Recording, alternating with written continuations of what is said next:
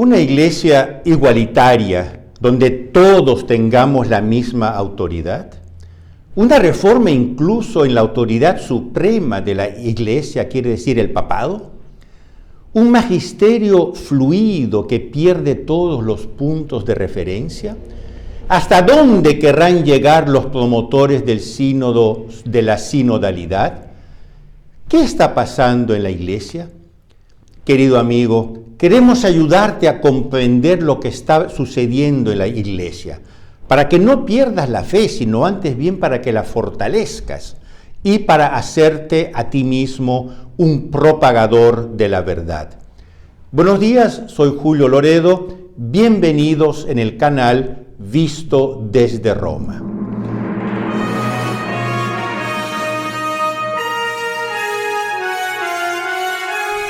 Una cálida bienvenida a quienes se inscribieron la semana pasada. Si aún no estás registrado en el canal, te invito a hacerlo.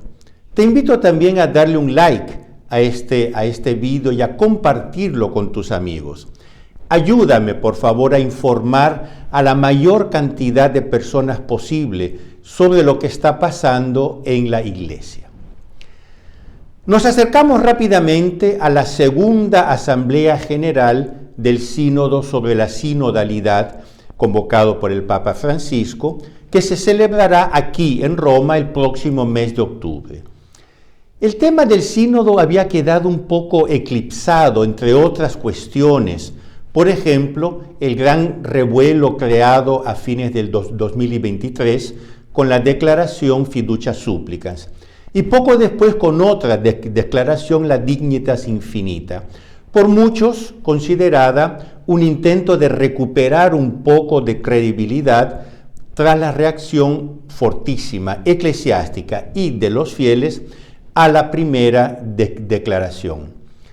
Los noticieros de Roma han estado ocupados también por las numerosas entrevistas y relatos autobiográficos que siempre con más frecuencia el Papa Francisco está concediendo a los periodistas.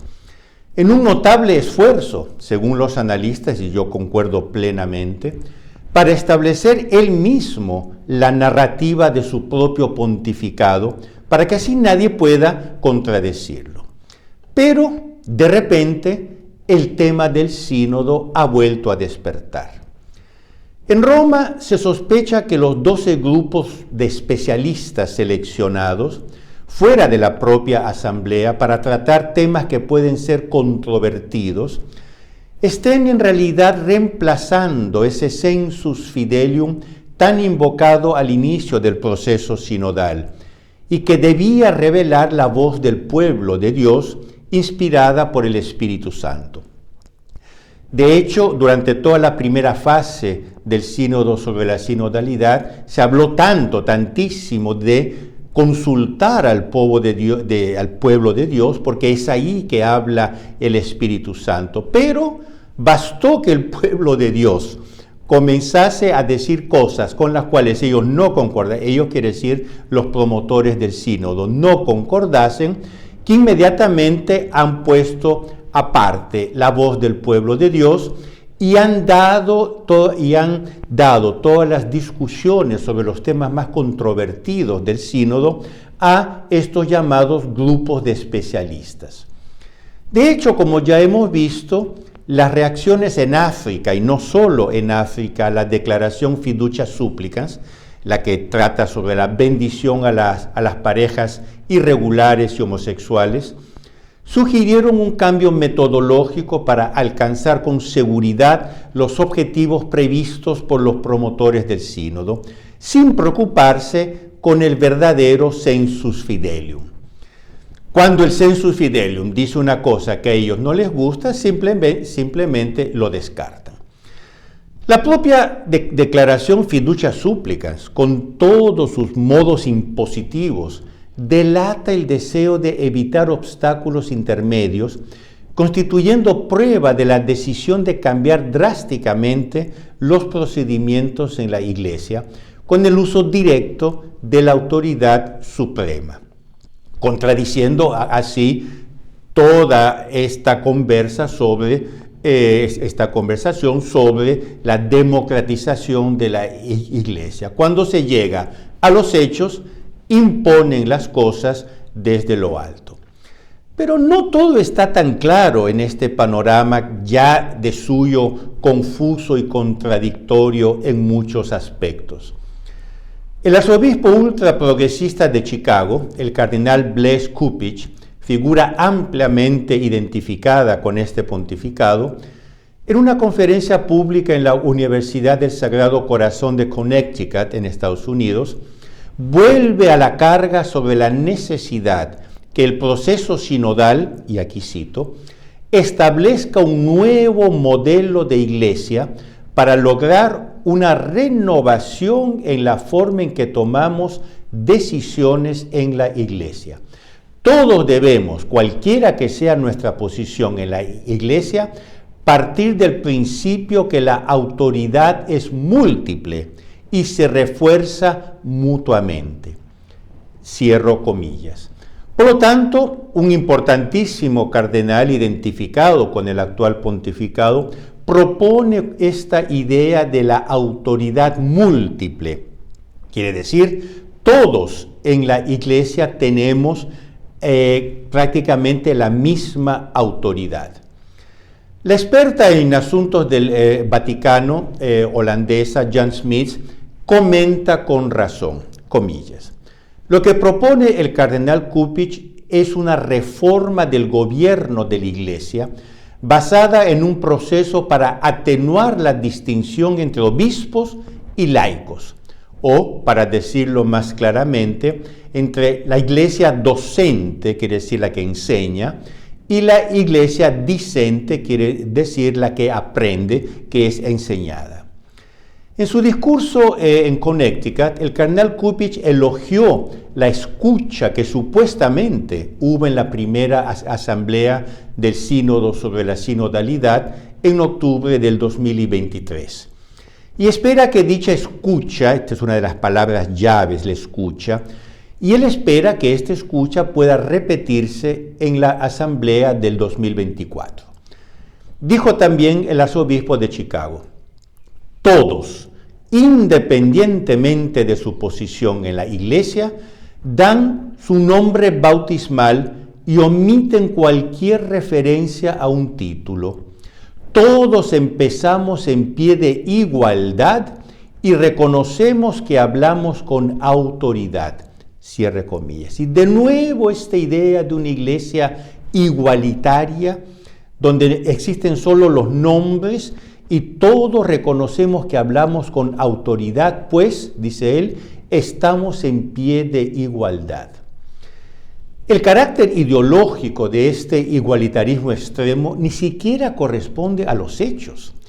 Si tenemos en cuenta lo que dijo el cardenal Robert Sarah, que ya hemos relatado ampliamente aquí en este programa, sobre el hecho que los obispos del continente africano no fueron escuchados a la hora de dar su opinión sobre la pastoral con las parejas irregulares y homosexuales.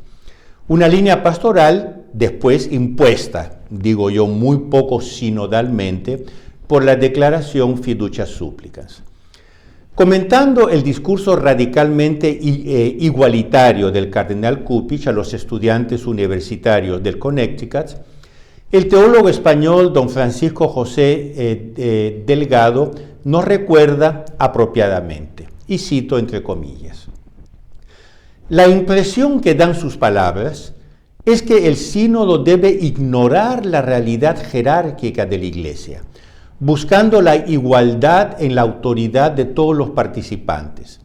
Suelo desconfiar cuando alguien muy alto en la jerarquía y que no tiene problemas en abusar de su propio poder, empieza a hablar de igualdad y de corresponsabilidad. Porque la experiencia demuestra, siempre Padre Delgado, la experiencia demuestra que quienes así lo hacen buscan en realidad esa igualdad que se obtiene cuando cada uno se somete dócilmente a sus caprichos. Cierre comillas. Después de comentar algunos paradójicos abusos de autoridad cometidos por el igualitario cardenal americano, Padre Delgado concluye, comillas, si hay algo que ciertamente caracteriza la revolución, entendida como aquel proceso que busca eliminar el orden cristiano y sustituirlo por el desorden proveniente del pecado, es el igualitarismo, cierre comillas. De hecho, el igualitarismo es el error fundamental que inspira todas estas corrientes que están queriendo reformar la Santa Iglesia Católica. Otro día, si Dios quiere, hablaremos más en profundidad de un interesantísimo escrito del cardenal Joseph Ratzinger, publicado en Italia en el 2005 por la editorial Queriniana, y titulado La democracia en la Iglesia. En este libro, el futuro Benedicto XVI, refiriéndose a una postura igualitaria de un eventual sínodo como el propuesto por el cardenal de Chicago, afirmó, palabras del cardenal Ratzinger, comillas, tal idea, es decir, del sínodo igualitario de la Iglesia igualitaria, tal idea es ajena tanto al Nuevo Testamento cuanto a la tradición eclesial. La idea de un sínodo como autoridad gobernante suprema y permanente es una idea quimérica. Un sínodo así carecería de legitimidad y sería necesario negarse decidida y claramente a darle obediencia. Cierre comillas. Mientras tanto, en África sigue prosperando una clara resistencia, no solo a las espuras maniobras sinodales, sino también a la declaración fiducia supplicans. Se recuerdan que 2 semanas atrás hablamos ampliamente del discurso del cardenal Robert Sarah a los obispos del Camerún. Pues bien, en estos últimos días, otro discurso de otro cardenal africano ha dado mucho que hablar. El cardenal Ambongo, miembro del llamado C9, quiere decir ese grupo de cardenales que asesora estrechamente al Papa Francisco, apoyó el discurso del cardenal Sarah a los obispos camerunenses en un otro discurso que él dirigió a los obispos de Kenia. Dice el cardenal Ambongo, comillas, esta vez la Iglesia en África está unida de cara a la segunda sesión del Sínodo sobre la sinodalidad del 2024, que comenzará en octubre. La discusión, oigan bien, la discusión sobre la fiducia supplicans, la controvertida declaración del Vaticano sobre las bendiciones entre personas del mismo sexo, en África está enterrada. Cierro comillas. Quiere decir, un cardenal que apoya a otro cardenal, los dos africanos, dice claramente, señores, la declaración fiducia supplicans en África está enterrada. Y continúa. No hay división entre los obispos africanos y en el sínodo no se discutirá la fiducia supplicans porque ha sido enterrada. Cierro comillas. Y después añade una cosa que es muy interesante y nos debe dar esperanza. Él cuenta que en sus viajes al exterior, cito, he encontrado muchos obispos de acuerdo y en armonía con la Iglesia de África. Es bueno saber que hay solidaridad mundial hacia los obispos africanos sensatos y ortodoxos. Sin embargo, debemos esperar, debemos querer que la voz de los obispos africanos sea escuchada en el sínodo y que no se intente eludirla con la maniobra de estos grupos de especialistas extrasinodales, que probablemente ya tienen un itinerario trazado de reformas de la doctrina moral y del catecismo en la Iglesia.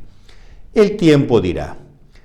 Mientras tanto, el lobby católico internacional LGBT llamado New Ways Ministry ha acusado a los obispos de Ghana porque, dice, a pesar de los esfuerzos realizados por el Vaticano y específicamente por la Declaración Fiducia Supplicans, los obispos ganeses persisten en apoyar un proyecto de ley que regula la actividad LGBT en su propio país, aceptando también las terapias de conversión para homosexuales.